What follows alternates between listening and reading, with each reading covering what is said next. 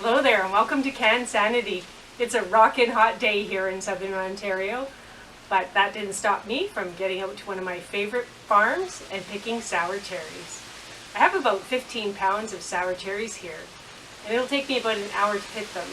So when I'm done, I'll meet you in the kitchen and I'll show you what I'm going to make.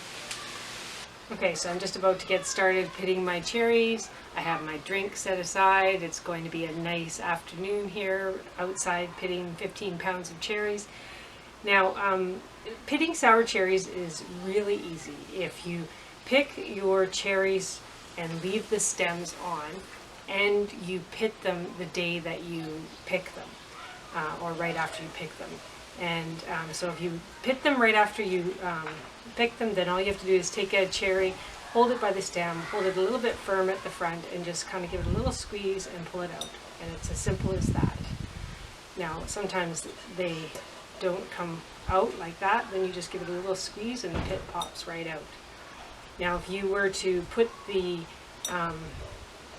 cherries in the fridge, then the pits won't come out as easily. So if you want to save yourself some time, pit them immediately after you've picked your cherries. Okay, so I'm back in my kitchen. I pitted all my sour cherries, and so what I've decided to show you how to make today is sour cherry preserves. And so I've put 4 pounds of the pitted sour cherries into a 12-liter stainless steel pot, and I've added 2 cups of granulated sugar. Now, 4 pounds of pitted sour cherries would be approximately 9 to 10 cups of pitted cherries. I do have a scale, so I do weigh it out to be exact, so that's 4 pounds of pitted cherries. So we're ready to move on to the next step. Okay, so I have the sour cherries with the sugar on the stovetop on high. I'm bringing it to a boil, and what you want to do is you want to release the juices from the cherries, and that will take about 5 minutes once it starts to boil. And once it does start to boil, you can turn it down to a simmer, and mine's starting to boil now, and so that's good. And so what I want to do is I want to release enough of the juices from the cherries so that the juices are covering the tops of the cherries. And once I see that, then I can shut the stove off, and take the pot off the stove and cool it completely, and then put it in the fridge overnight. Okay, so these sour cherries have been macerated overnight with sugar, and they're nice and bright red still, and they're nice and plump. So this is the reason for putting the sour cherry mixture in the fridge overnight, so that you can plump up the cherries, and that way when you go to make the preserve, the cherries don't just simply fall apart. Okay, so I've strained off the juice, the syrup, and I have about almost 4 cups of sour cherry syrup, so I'm just going to add that back into the pot, and then I'm going to reserve the cherries. I'm going to leave that out. And I've poured it into an 8-liter pot. Yeah, that's the size that you need for doing this preserve. You don't need to have a 12-liter pot. So now what I want to do is I want to thicken the syrup so that it'll hold the cherries better in the preserve. So I'm going to add to the pot, I'm going to add 4 quartered Granny Smith apples. And I like to use Granny Smith apples because it's a good cooking apple. You can cook it and it'll hold its shape very well. And I like that because I want to take the apples out once I cook them in the sour cherry syrup. And the reason why I like to use Granny Smith apples is, or add these to the syrup, is that apples have a lot of pectin in them, and so it'll release the pectin into the syrup, so it'll help to thicken the syrup. Plus it adds a really nice flavor. So what I do is I just put those, after they're cored, take the core out, I just put them right in the juice, and then I put that back on the stove and bring it to a boil, and then I'll boil it at about a medium boil for about 10 to 15 minutes until the syrup is reduced and nice and thick. Okay, so the sour cherry syrup is on the stovetop with the apples, and it's just coming up to a boil now. So I'm going to set my timer for 10 minutes. And this is where you can make this recipe your own.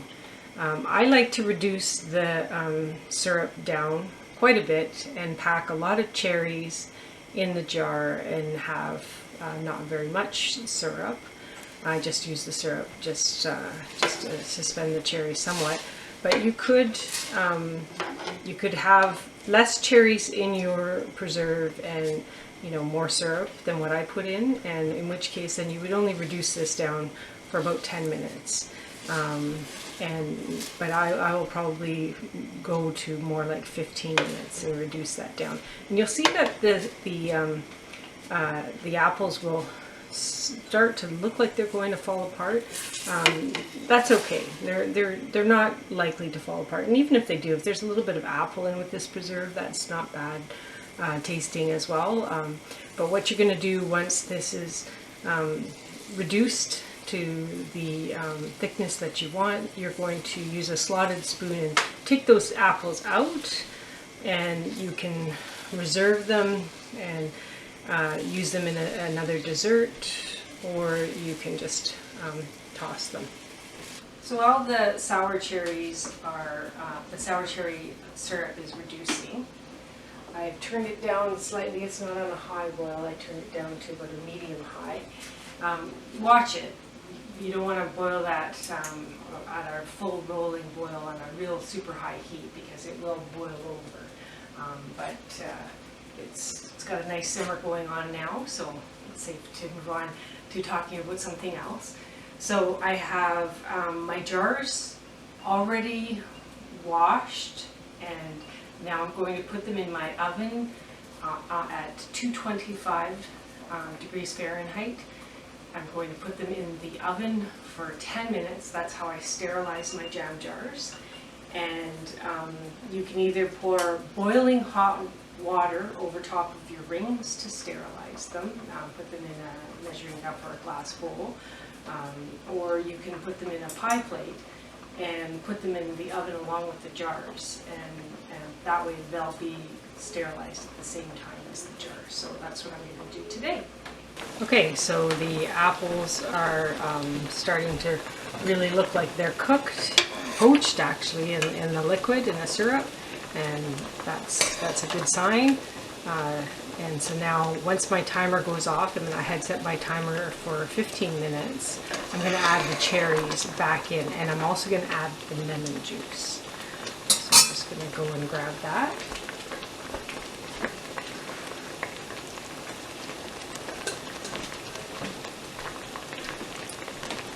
So the timer is just about to go off. And so I'm just going to pour in the reserve liquid that was in the cup, measuring cup, and then I'm going to just put my cherries right on top of those. And so now I want to continue to cook that for another 10 minutes.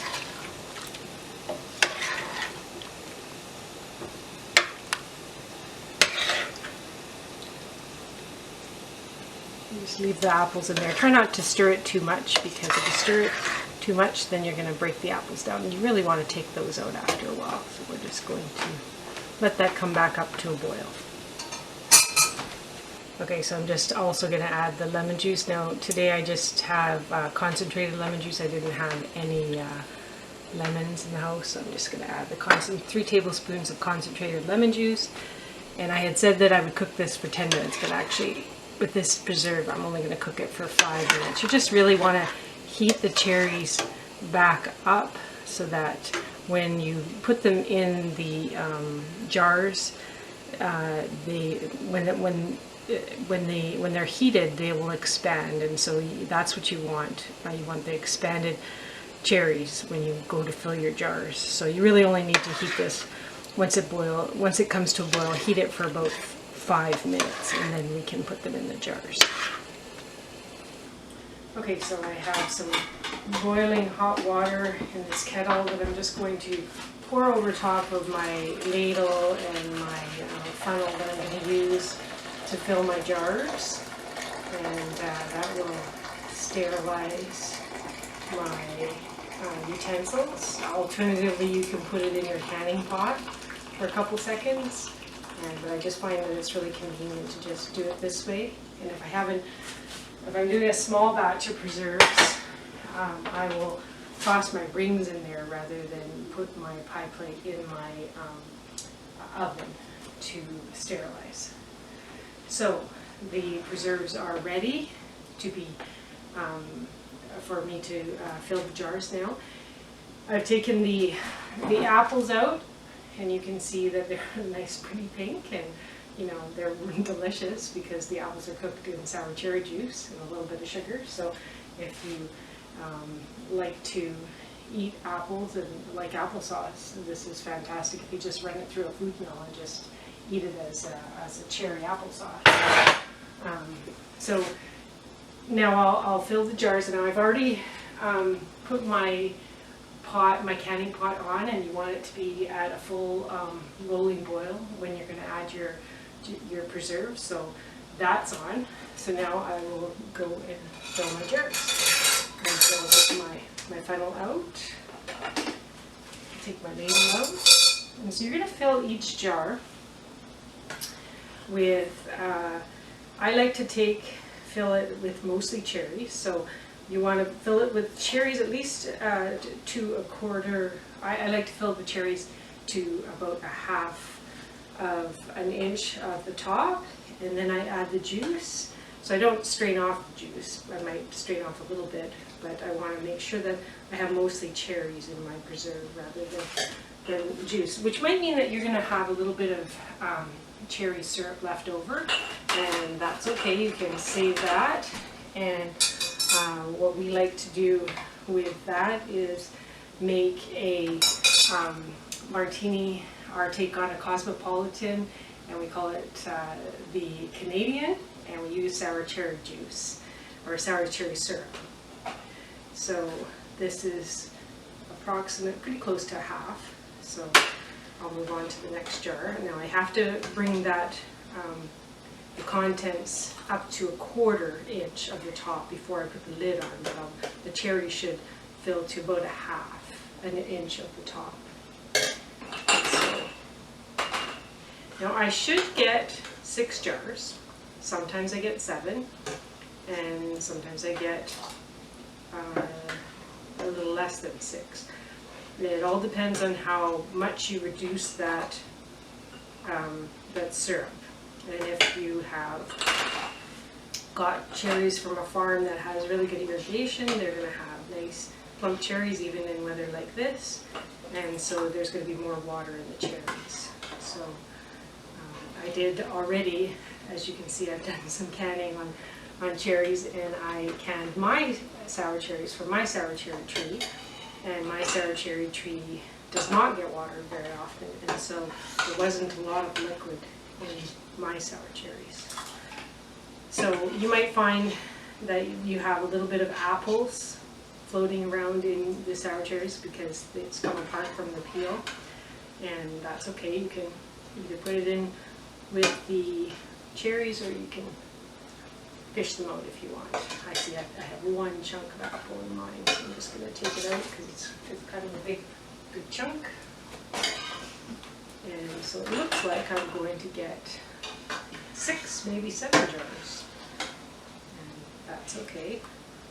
Sometimes I do get 7, but I am actually getting a little bit more liquid in the jars than what I normally fill them. Now you also will find that it's hard to be exactly perfect on pitting, and sometimes the pits will stick to the bottom of your cherry and you're not realizing it.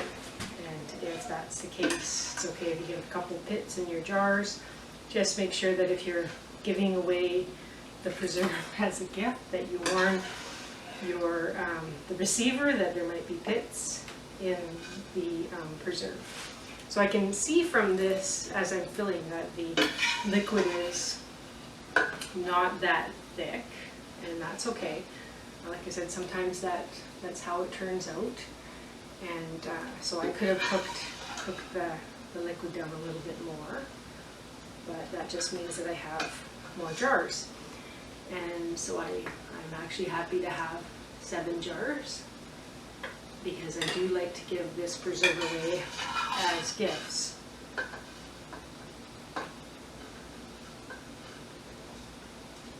So we're almost ready to put the jars on.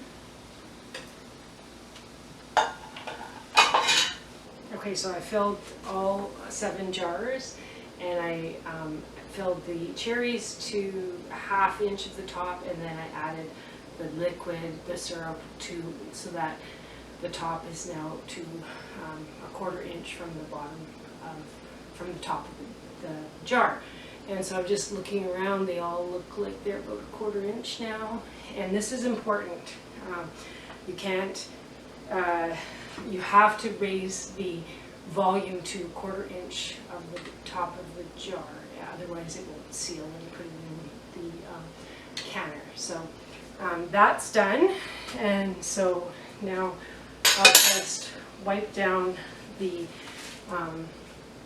tops, just because if there's a little bit of cherry juice on the top of the jars, then it might prevent the seal. Okay, so the tops of the jars are all wiped down. Now I'm just going to use my magnet wand, jarring wand, whatever it's called, to put the snap lids on the top. And this is a really good gadget to have, because you want to bring the snap lids out of hot water. Now I just tossed these snap lids in to the water about a minute ago. You don't want to leave it in the boiling hot water for too long, because you don't want to wreck the seal, but you do want to put it in hot water for 30 seconds to a minute to soften the seal. And so I've already done that. And I'm only touching the center of the snap lid. And then you're going to add your sterilized rings, only to fingertip tightness. And so what I do is I just kind of let it loosely, and then just fingertip tightly, and then like that. And so now I know that my pot that I have on the stove, this particular canning pot, that I can fit 5 jars in that pot and still have an inch between the jars, but I have 7 jars here, so I'm going to have to do more than one batch. And so what I'm going to do is I'm going to take the lids off these one. Well, first I'm going to put these 4 into the pot and process 4 first. And so we'll move over to the pot and we'll do that. Okay, so I'm just putting the preserves into the pot, and I have enough room for the 4 jars, so I'm just going to put them in, and I'm going to use my jar lift and just hold the jars, not the ring, and put them in my boiling water canner for, I'm going to process these for 5 minutes once they come up to a full boil, once the water comes up to a full boil after I've put the jars in. And you want to have the jars, there needs to be an inch between each jar and an inch between the jar and the side of the pot. And so I'll put the last one in. I'm only going to do 4 because I want to be able to process. I'm going to have to process, do another second batch, so I might as well do 4 and 3. So they're all nicely spaced, and so I'm going to put the lid on, and then we're going to wait until that comes back up to a boil, because I had that lid off for quite a while there, and you want to make sure that this is back up to a complete boil before you're you turn your timer on. And so we'll just wait for that to happen. Now, while we're waiting for that, I'm going to talk a little bit about the 3 jars that I had that I can't put in the pot. Now you want to keep that liquid in the pot as hot as possible. So I'm going to actually put them back into my oven. But if you're going to do that, you can't put your snap lids on. So I'm just going to do that because I want to keep that liquid really hot. So I'm going to take actually my snap lids off, and I'll have to re-sterilize them, but that's okay. I want to make sure my oven's still hot from sterilizing, so I'm going to pop those momentarily once I get this pot up to a boil. I'm going to pop them back into my oven. And this is just a little tip when you're doing something that has more jars than will fit into your pot and you need to keep the liquid hot. Don't let the jars cool on the counter while you're waiting for the first batch to process. Put your wiped down jars, the rims wiped down, you've got as far as that stage, put that into your 225 degree oven and just leave it in the oven until you're ready to do the next batch. So just going to see that now that's rolling again, so I can set my timer now for 5 minutes. Okay, so my timer is just about to go off on the first batch of preserves. So I had stuck my the 3 remaining jars in my oven, so I'm going to take that out now, and I'm going to put the snap lids on and get that ready so that I can put these jars in soon. I'm just going to shut the oven off. Now while we're waiting for that timer to go off, I'm just going to talk, you might have seen in cookbooks or canning books that you should vent your preserves when they're in the canning pot. Okay, so my timer's gone off, so that means now I'm going to actually shut the pot off and just let it come down, let the boil stop. And I'm going to set my timer for another 5 minutes. And what I'm doing is called venting, and so it's you just want to do this. This helps with the helps prevent the leakage of liquid from your jars. And so we'll just let the timer go for 5 minutes while I put the snap lids back on these 3 jars. And I'll put the rings on to fingertip tightness so that once I can take out the preserves from the canning pot, then I have these other preserves ready to go.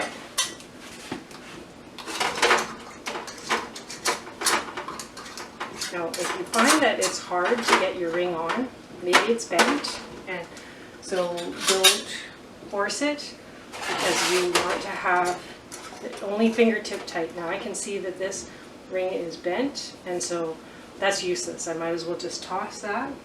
That's not going to help with the seal. So I'll just put this on, and it should spin nice, and it does. And so then I'm just going to do fingertip tight again. And so if you have any bent rings or really rusted rings, don't use them. If they're bent, it's not likely to work. The seal won't work. Sealing process. Okay, so those are ready to go, and my timer is just about to go off on the venting. So I'm just going to move my board over here so that I can take out the jars. Okay, so I'm just going to take the jars out, and so you're just going to lift them straight up. Don't worry about if there's some water on top, that will evaporate. And then you're going to move it to a board or a wire rack, and you're going to let that sit for, I like to leave my jars for 24 hours before I actually move them. So you heard that snap, that means one's already sealed. That's what you want to hear. Any that don't seal, you want to store in your fridge and use them up within a couple months. So now I need to turn my pot back up to a boil.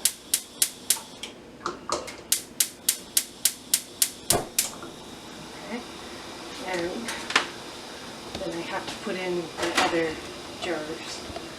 And so I'll add the 3 remaining jars, and then I'm going to have to wait until that comes to a full rolling boil before I can start my timer for 5 minutes. And I love to hear that snap, because that means that I have had success, and that's 4 for 4. Okay, so the second half of my preserves is in the pot, and I have my timer on. And so I thought, while that's processing and finishing up, I thought I'd just talk to you a little bit about freezing sour cherries.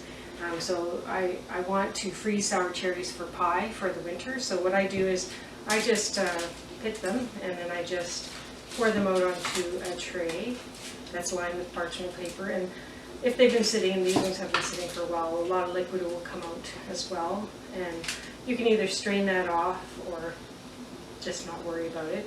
And that's what I'm going to do. I'm just going to pour that in all into my tray, my baking tray. This is a really large baking tray because I have these to fit the whole width of my oven, and it's great for freezing cherries. You don't have to go exactly single layer, but you know, as close as you can. That's good. And so I'll just take that then, and I'll pop that in my freezer, and I'll freeze it for a couple hours until they're frozen, and then I will package them up, and I will vacuum seal it. I like to use my vacuum sealer because it takes out all the air, and that actually helps the length of time that I can keep it in my freezer. And honestly, I've had sour cherries that have been in my freezer for a couple of years, and they still taste just as good as if I just picked them that year. So if you're going to get into freezing a lot of fruit, I highly recommend getting a vacuum sealer.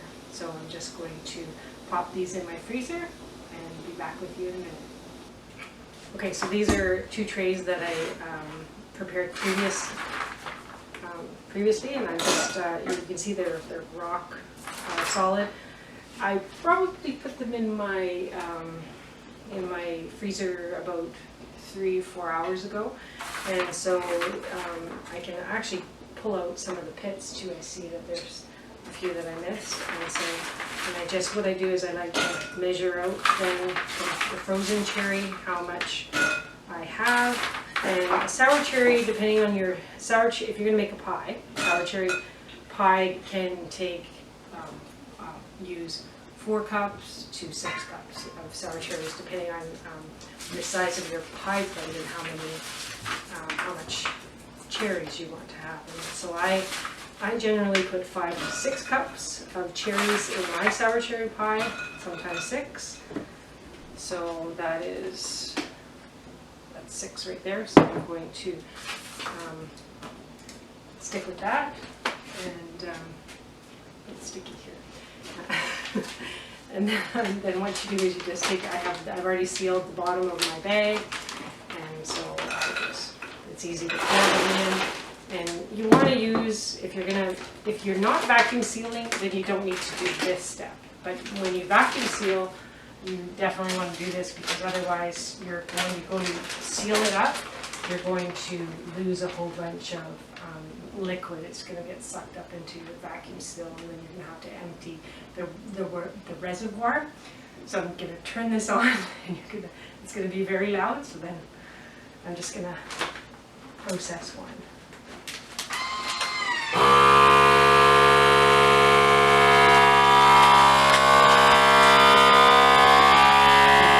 It will stop when it has taken out all the air out of the bag, and then it'll seal it. And so it's sealing now, and when it's done sealing, it'll just release the bag. And then what I do is I just label the year, the month, the year of whatever I vacuum sealed, and then toss that in my freezer. Okay, so I'm very happy. I had 7 seal, and so 100% success, so very happy with that. I have ended up with 7 jars of sour cherry preserves and 3 bags of sour cherries for 3 pies. And so I just want to talk to you a little bit about once you've let the preserves sit overnight for 24 hours, then what you want to do is you want to remove the rings. This is from my preserves that I did the other day. And then you want to wash down the jar. Sometimes the liquid comes out of the jar and gets a little sticky around the ring. And so you want to wash that all down, dry it, and then I like to label my preserves just right on top of the ring. I don't like to, you know, stick anything to the jars. I like to just put what the preserve is on top. And so these were my sour cherries from my sour cherry tree, and then these are the sour cherries that I picked from one of my favorite farms. And so I'm so happy that I'm going to have a lot of beautiful sour cherry preserves for the winter. So I did end up with a couple more sour cherries, 4 cups here, and I'm gonna make something else out of this, but we'll talk about that in another video. I hope you've enjoyed this video. Have a great day.